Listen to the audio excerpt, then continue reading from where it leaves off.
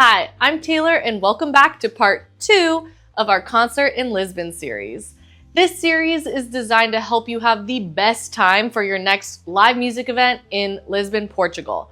It was originally designed for the King Giz fans, so shout out to King Gizzard and the Lizard Wizard if you're going there in May. We'll see you there.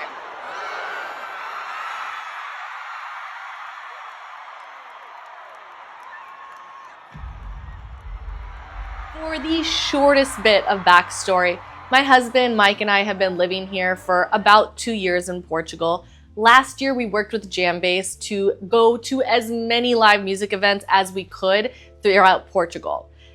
During that experience, we learned a lot about different music venues and customs and things to explore. We also lived in Lisbon, Portugal before moving down south to the Algarve, which we now live in Lagos, Portugal. So this video is going to go into our favorite foods and all of the things with an emphasis for music lovers. So if you love music, you love concerts, this is going to be the Lisbon guide for you.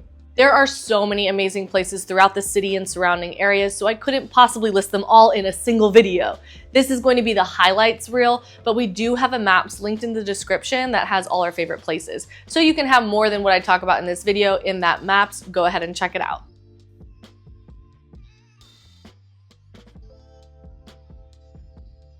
I'm going to kick it off by getting started immediately with our favorite places to see. So if you're coming here for a concert and you love live music, we are going to share some other venues you might not be attending, and you could check out some shows there before and after your scheduled show.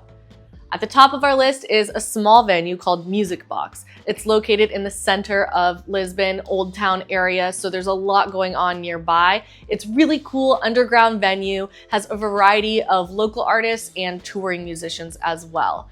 There's live music almost every day that they're open, oftentimes 2 shows in a day. So if you want to explore kind of an underground little concert venue, this is a really cool spot. It's very unique as well. So keep the vibes going, keep the music going, and you can head over to Music Box. Our second favorite venue is a little bit bigger. It's called Lisboa ao Vivo, and it has a variety of musicians. We've seen everything from reggae to hard rock and punk at this venue. It has both touring musicians and local, but more of an emphasis on touring musicians, especially those that are touring throughout the Europe region. The next venue is Mayo Arena, and it hosts larger names like Dave Matthews Band, Kylie Minogue, Rob Stewart, and those kinds of names. So it's not going to be a stadium tour, but you're going to have a lot of really talented musicians that are on tour throughout Europe playing at Mayo Arena. We also really like this venue because it's right on the river. It has a beautiful view outside, and even though it's indoor, you can go to a lot of different restaurants right on the water nearby before your show. And then if you want to go swing the opposite way to one of the biggest venues in Portugal is Estádio da Luz, which is the Benfica football team stadium. Soccer if you're from the US. This is where Taylor Swift played, and it's also where Bad Bunny will be playing in 2026. Even if you're not attending a show at Estádio da Luz, because chances are it's already sold out by now if there's an artist playing there, it's worth it to do the tour of Benfica Stadium. I'll link to our YouTube of when we did the tour right before Taylor Swift, but it's pretty cool to learn about Benfica and the football team since it is such a staple here in Portugal. And then on the other end is the tiniest of venues, which are the beach clubs and bars. So I feel like you can't really have a European summer, a Portuguese summer, without seeing some live music on the beach. There are lots of different beach bars and clubs that host anything from a single saxophone player to bands.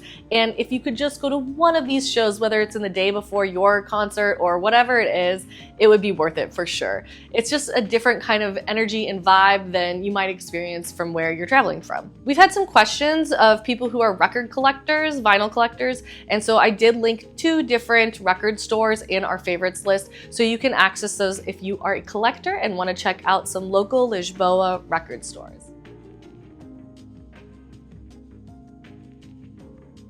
That's all our favorite music stops, but now let's switch to the sites, because what's great about Lisboa is it's very accessible. You can navigate easily. I talk about that in part 1 of the video, and there's so much to see and do in the city. The 2 most popular areas and the areas where you're going to see a lot of different sites in a short period of time are Praça do Rocio and Praça do Comércio. Praça means plaza. These are 2 of the more historic areas of Lisbon, and if you walk from one to the other, you're going to see so many different sites. You could truly spend all day going between these two praças and then stopping at all the sites you want to see along the way. I've linked more restaurants and things in this area that we like, but truly these two areas are places that you should visit while you're in Lisbon. Praça do Comércio used to be one of the top commerce plazas in the whole world when Portugal was at the peak of its wealth. So it's worth seeing, and they often have free events and festivals in this praça as well. If you're staying within the Lisbon area and you're not planning on extending your trip to the Algarve or other areas in Portugal, then you should at least check out one of the beaches. There are a lot of easily accessible beaches in Western Lisbon area, and one of the most popular is Praia do Carcavelos. We used to live nearby, and there's a lot of different water activities you can do here. It's a very popular beach with restaurants right on the beach. You could also explore nearby beaches to that if it's a little bit too crowded. But if you're coming for Noche Live, staying in this western area of Lisbon is a great option for you. Another place, going back east to the city of Lisbon, is Alfama. This historic district within the city is really cute to explore, very narrow streets, lots of stairs, so be prepared. But there are street vendors, little restaurants, little cafes, all through the Alfama district. It feels a little bit more historic because you're not seeing the cars and vehicles on the roads as much, so it's more peaceful to wander this area and kind of get lost throughout the streets of Alfama. And if you're coming from the US or an area that doesn't have castles, Castelo São Jorge is a great castle, and you can walk to it from the city. So if you want to see castles and you like that kind of a timeline, go see Castelo São Jorge. It's very easily accessible from the city. For a culture meets history meets music stop, you can visit Museu do Fado. Fado is traditional Portuguese music.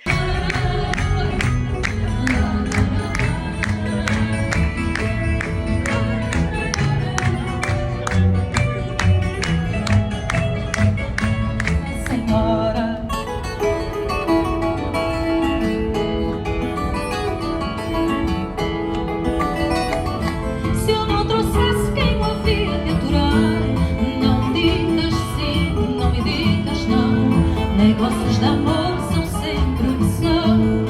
Já não há praça dos bailaricos, tronos de luxo no altar de manjerios. Mas sem a praça que vai dar figueira, a gente cá vai quer queira ou não queira. A noite de Santo Antônio. You can also attend a fado show if you have time before or after your concerts, but this kind of ties together the history of Portugal with music, so it's perfect for those music lovers, and it teaches you all about the evolution of fado and its importance in Portuguese culture. Those are the highlights of the city. There's so much more to do and see, and they're all in our maps. I linked more parks and outdoor activities as well there, so you can kind of plan your own walking adventure throughout the city. But truly, if you want to just see the most in a tiny little area, Praça do Rocio all the way to Praça do Comércio, those are great areas to see a lot if you only have a little bit of time. I'm about to talk about our favorite restaurants and foods to try in Portugal, but before I do that, if you're feeling a little bit like you don't want to go out to eat and you want to have food delivered to you, you can do that very easily. And there are actually a lot of restaurants in Lisbon that are designed for takeout only. We actually made the mistake one time where we loved this sushi restaurant that we would get ordered in on days that I have meetings, and we actually went in person to treat ourselves to a date night, but there were no tables. It was 100% takeaway only and all through delivery services. So those services are Uber Eats, Glovo, and Bolt Food. There are a couple others, smaller ones, but those are going to be the main three that work throughout most of Portugal. Now, if you're coming here for a short time though, I highly recommend trying all the foods you can in Portugal. There are truly so many restaurants in Lisbon. I could not possibly list all of our favorites. Even in our Google Maps, I don't have all of the favorites. But there are some that I take visitors to almost every time because it's a great introductory way to try a lot of different Portuguese foods.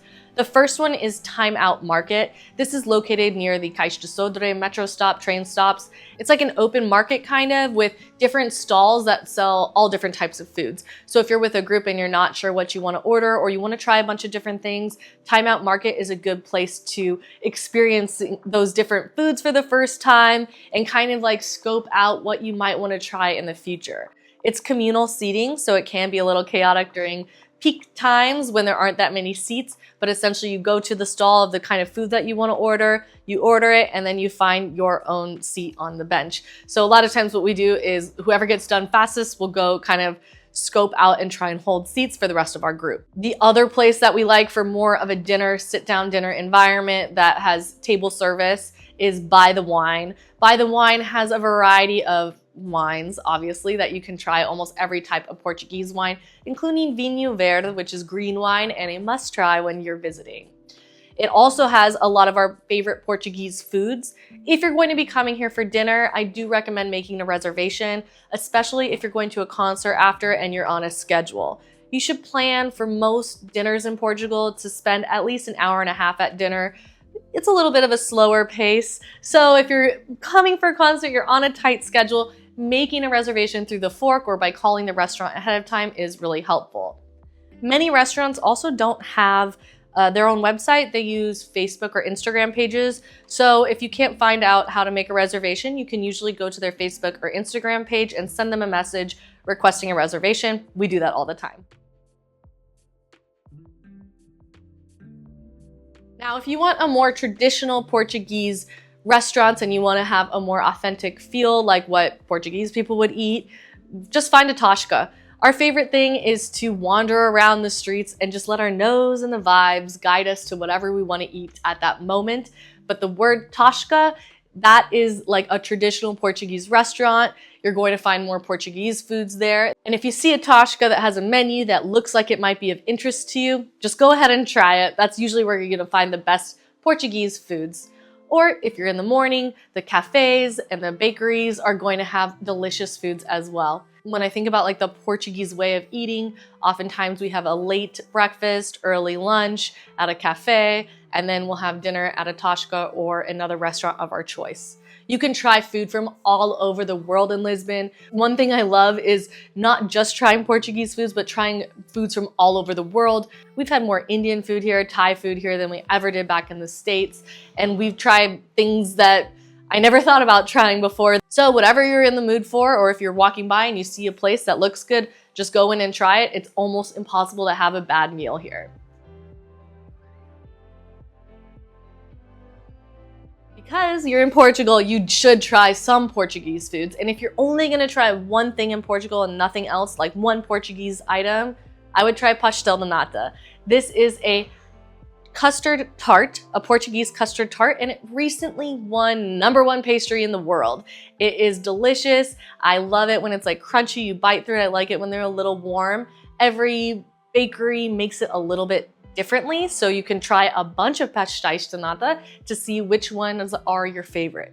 The most famous one in Portugal is in Belém, pastéis de Belém, and I would say mostly tourists go here, but it's worth trying at least once so you can say you had the most famous one in Portugal. But if you're not gonna head out to that area, just go to whatever local bakery looks good, try their pastel de nata, and then keep trying them throughout your journey. The second most popular food throughout all of Portugal, I would say, is bacalhau, which is cod.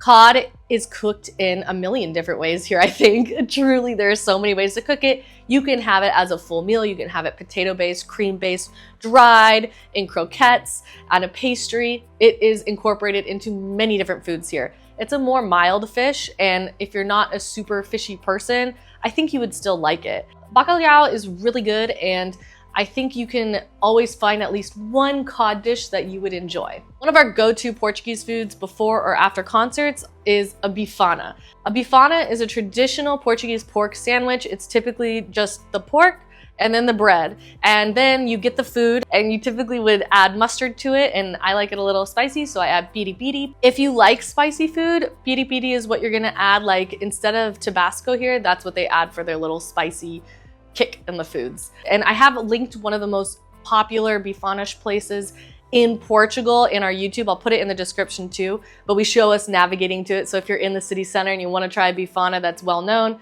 I'll put that in the description. If you're not a pork person, you prefer beef, then you can also try a prego. Prego is a steak sandwich, very similar to bifana, but just different type of meat. Another Portuguese staple are sardines, sardinhas, and sardines, you can have them in the cans, but I prefer to have them like grilled and salted and served on bread. It's sardinha no pão, and it just means sardines on bread. And it's really, really good, really salty. They're not always in season though. So if you're going to a Portuguese restaurant and you want to try the sardines, ask if it's a good time of year to order them. They're usually pretty honest with you if it's not. Keep in mind that a lot of the Portuguese fish and meats are served with the bones in. So always do a little test bite of whatever you're eating to make sure you're not gonna accidentally swallow all these bones. Another traditional Portuguese menu item is cataplana.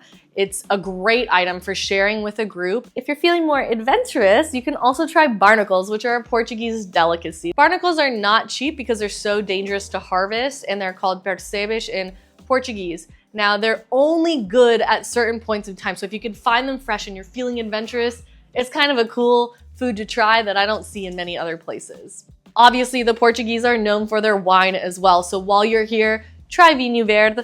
That is the green wine. It's a sparkling, citrusy, kind of like a white wine. Very unique to Portugal, refreshing on a summer day or before a concert. Another unique Portuguese alcoholic beverage that I like is ginginha, which is cherry liqueur. You can get these at little vendors on the streets. I also did include a ginginha place that we go to often when we visit Lisbon, and it's served more traditionally.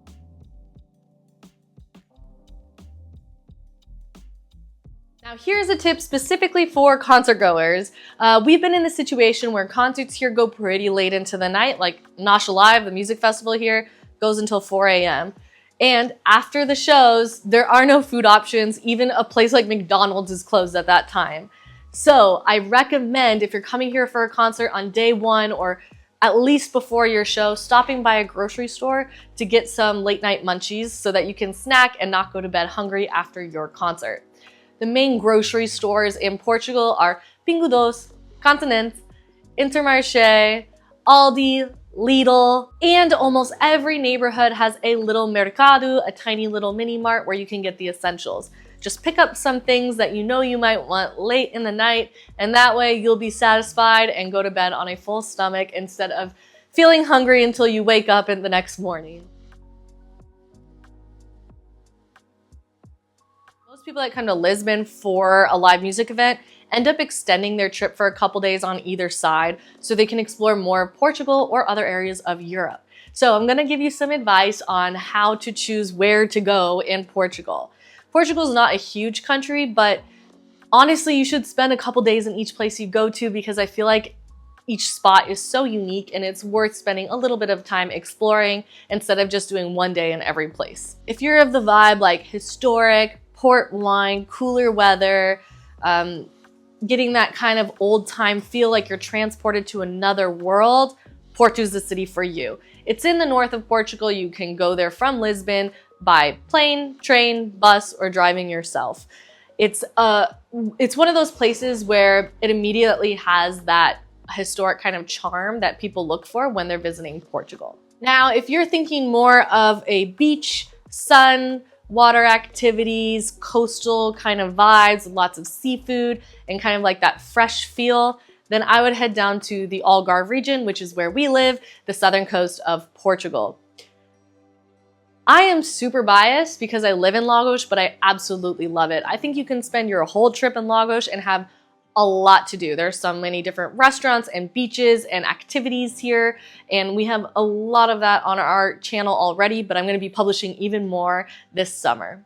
Lagos is also a great place to be a base for visiting other areas in the Algarve. So if you want to do kind of a coastal road trip or anything like that, I actually have a whole playlist about that, then Lagos is a great place to stay where you can experience all these different activities, but then also leave to smaller towns. For example, Tavira is another town in the Algarve region of Portugal, and it kind of is like a hybrid of the Porto historic vibes mixed with the more beach, modern kind of Algarve vibes as well. So you get a little bit of both. From where we live in Lagos to Sevilla, Spain is only about 3.5-hour drive. From Tavira, super easy access to Sevilla, Spain as well. So you can do kind of like a little road trip, and you don't need a car to do it. You can do it all through the bus or train systems here in Portugal. The reality is Lisboa is a major city that connects to almost every other area of Europe. So it's a great spot to, if you then want to head to Spain afterwards or explore more of Portugal, you can do it all.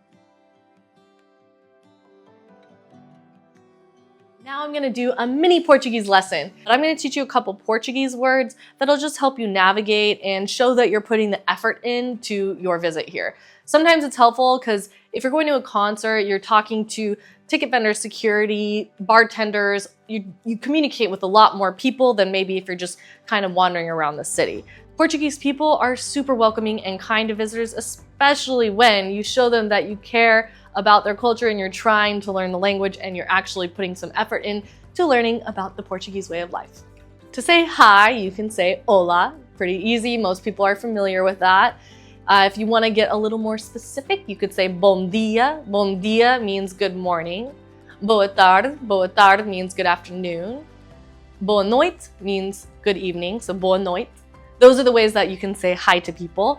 And if when in doubt, hola always works. To say goodbye to someone, most people just say ciao. So if you leave someone, ciao, ciao, ciao, you know, that's what people say to each other to say goodbye. And easy to remember and works in many European countries. Thank you is maybe the most important word to learn in Portuguese. If you're a woman and identify as a woman, you say obrigada with an A at the end, obrigada. If you're a man, you identify as a man, you say obrigado. So it doesn't matter who you're speaking to.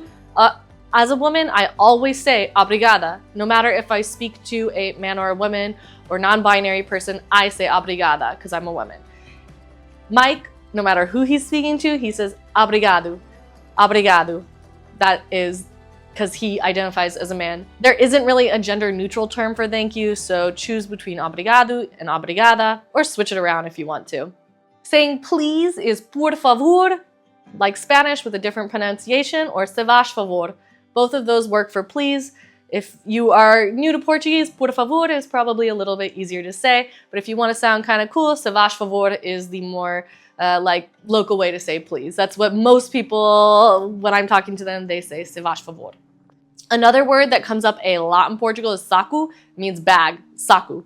Saco comes up a lot because you bring your own bag everywhere when you shop, or you have to pay for a bag at a grocery store or something like that. So if you want like food to go, or you want groceries, or you're buying something and you want a bag, you ask for a saco. Also in a concert, it is possible that you'll hear that word talked about if they have anything like they need to look through your bag. Saco is used more than you would expect in daily use. The word for ticket in Portuguese is bilhete. Bilhete means ticket. So you'll see that word a lot of places, and that just means ticket. Concerto is concert. So if you're talking to someone like, oh, is this where the concert is? You're asking where the concert is. Concerto, concerto, concert.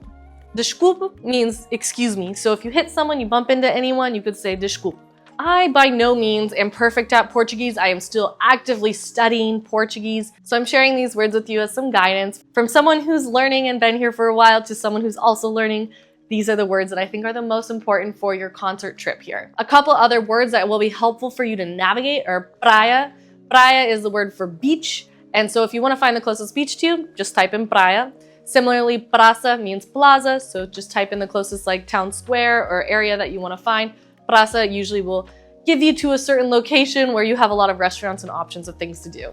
Of course, also that it is important to know some of the drinks here. So vinho is wine, and then you have the different colors of wine. So vinho tinto is red, vinho branco, white, and vinho verde is green. I did that really quickly because vinho is the most important, right? So as long as you know vinho, you're good. Cerveja is beer, cerveja. And more importantly, when you go to a restaurant here, you typically don't have a choice of the draft beer that you drink. You either order a small or a large. A small beer is called imperial. So if you want a small beer, you would order an imperial. If you want a pint, you would order a caneca, which is a big beer. Caneca literally means like mug in Portuguese. I share all of these to help you have a good time navigating so that you can order from the bartenders at the concerts, or just say hi, bye, sorry, please, and thank you to people. But if you want more tips, you can also check out my Portuguese instructor, who is on all the social media channels as Portuguese with Anita. I'll also put a link to her class down below if you find that you want to really start learning Portuguese. I highly recommend. But those words should at least get you by and at least take away maybe some of the nerves of saying certain words in Portuguese, especially thank you. That one always trips people up. If you want way more tips on logistics, navigating, like the nitty-gritty details of it all, I do talk about that in part 1. If you haven't seen it yet, go check that out. That is like the logistics side of planning your next concert trip to Portugal. We also have deep dives into different locations like Lagos, Luz, Tavira, Sevilla, all those places I mentioned. I have more in-depth videos of that on our channel as well. And we're going to continue sharing all of these concert tips and kind of what it's like to attend a concert here throughout the summer. King Giz is the first of the season, but we have a lot of exciting plans already on the docket for this summer. We have King Giz in May. We have Bob Weir in London in June, Nosh Live in July, Vodafone Fest in August. We're also going to go check out Slovenia and Austria. So we're going to be sharing a lot of different things with you, and we want to give you the insights that matter most to you. So if there's something specific that you want to learn more about, make sure to drop it in the comments and subscribe to follow along. I hope you feel super prepared now for your upcoming visit to Portugal for a concert. And whether you're coming to a small one or you're coming to a major concert like Bad Bunny, we are so excited that you're choosing Portugal as your next destination. And if you ever have any questions, you can drop them in the comments. Thank you for watching, and we hope you have an amazing time at your next show. See you there. Bye.